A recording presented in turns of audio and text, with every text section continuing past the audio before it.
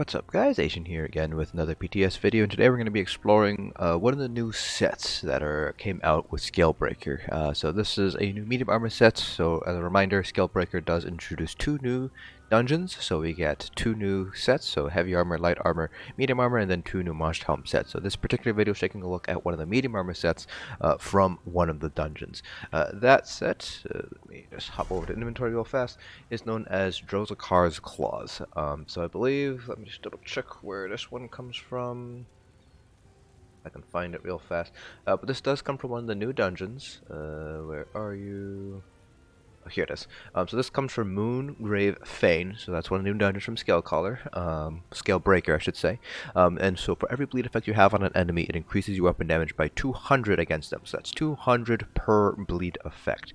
Now, what counts as a bleed effect? Well, it needs to specifically say bleed. So it's not any damage over time ability. It has to specifically say bleed damage. So currently, there are 5 bleeds in Scalebreaker. You have the Twin Blade and Blunt bleed, so that's if you're running dual wield and you have an axe, that counts as a bleed. You have the two-handed equivalent, which is the heavy weapons bleed, so if you have a two-handed axe, that also has a chance to put on a bleed. Next you have Rending Slashes or Blood Craze, that dot is considered a bleed. Next you have Carve, which is the only two-handed bleed, so that also counts as a bleed. And finally, if you're running the Maelstrom two-handed back bar, or two-handed at all, the extra effect that it puts onto Stampede, that also counts as a bleed. So you have a total of 5 potential bleeds to put onto an enemy, not counting things like proc sets. So Dro'Zakar's Claws does have the potential to give you a lot of weapon damage in a single period as long as all your bleeds are in effect. Now, in terms of how many bleeds you can realistically rely on, really it's only going to be those 3. It's going to be the VMA bleed from Stampede, Carve, and Rending Slashes. So if you're running dual wield two-hander, then those would be the 3 bleeds that you could pretty much guarantee almost, maybe not 100% uptime, but very good uptime on. The axe bleeds from both the two-hander and dual wield are a little bit more RNG, so even though you could potentially get both bleeds happening at the same time, it's not realistic to expect both of them to be up at the same time. At most, you probably get one of them active, probably on the dual wield bar. So your average is probably going to be closer to around 600 to 550 additional weapon damage from Dro'Zakar's Claws, which is actually a lot more than some of the other sets. So for example, Automaton only adds 400 weapon damage to all physical damage abilities. So if we take that into consideration, Dro'Zakar's Claw might be a pretty decent set, for at the very least if you're running something like a two-hander back bar, dual wield on the front bar. Now, one of the issues with Dro'Zakar's is one of the set pieces is stamina regen, which is not necessarily a bad thing, but it does take away from your overall strength of Dro'Zakar's, just because if you think about it, stamina regen doesn't really add directly to your DPS. If you're able to sustain without that additional stamina regen, then it's obviously not going to do you any good for DPS. But on the other hand, if you are having trouble with sustaining, then the additional stamina regen will be helpful. It will help you sustain a light attack rotation, so it's kind of a wash there. You get some additional physical penetration with Dro'Zakar's, so that's something to keep in mind there. So if you do use Dro'Zakar's, you will have to adjust for the physical penetration. Then you also get some additional weapon crit as the 3-piece. So overall, the 2 to 4-piece bonuses are not terrible. The stamina regen obviously could be a better bonus, but it's not necessarily a bad thing.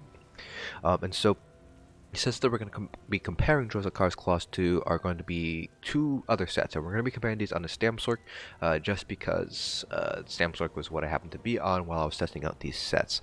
So the first one's going to be Deadly Strike. This increases damage over time with physical, bleed, poison, and disease damage by 14%. So pretty good comparison set there. And then the other set's going to be the Perfect Lachesis, which is your stereotypical best in slot stamina set. So those are the 3 sets that we're going to be comparing. We are doing the dual wield Maelstrom front bar with an axe and a dagger, and then we are using a Maelstrom battle axe on the back bar in order to maximize our overall bleeds. Again, the critical charge bonus damage from the Merciless Charge does count as a bleed, so it will proc that additional 200 weapon damage from Dro'Zakar's Claws.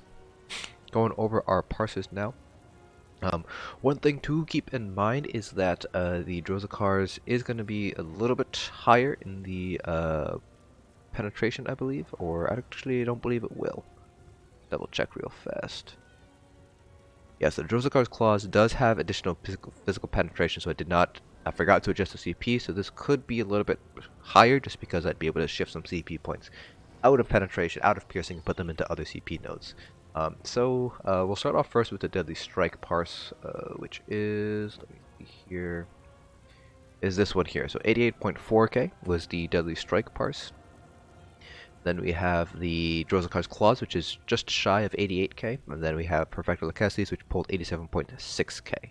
So overall, it does seem like Dro'Zakar's Claws is actually pretty decent. Deadly Strike did end up pulling a little bit higher. Take a look at the hits and the crits and things like that. It does seem like part of it might be higher crits. It's kind of hard to tell here because the overall crit damage with Dro'Zakar's did end up being higher here. And if we take a look at our max stamina over time here. So again, this one is the Dro'Zakar's, so stamina not too bad here, versus Deadly Strike where sustain was a little bit worse here. So we did almost bottom out here towards the end.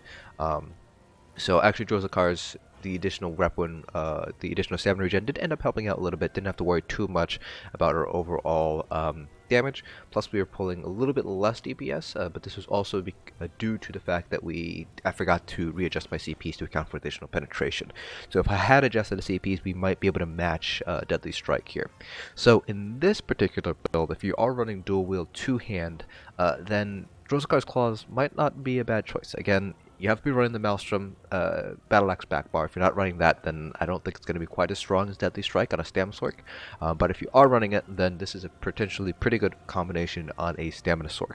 Now, the other class where Deadly Strike is going to be very strong is going to be Stam DKs. I haven't explored that yet, but I still need to kind of explore all the different classes, all the different gear combinations for dual wield two-hand builds.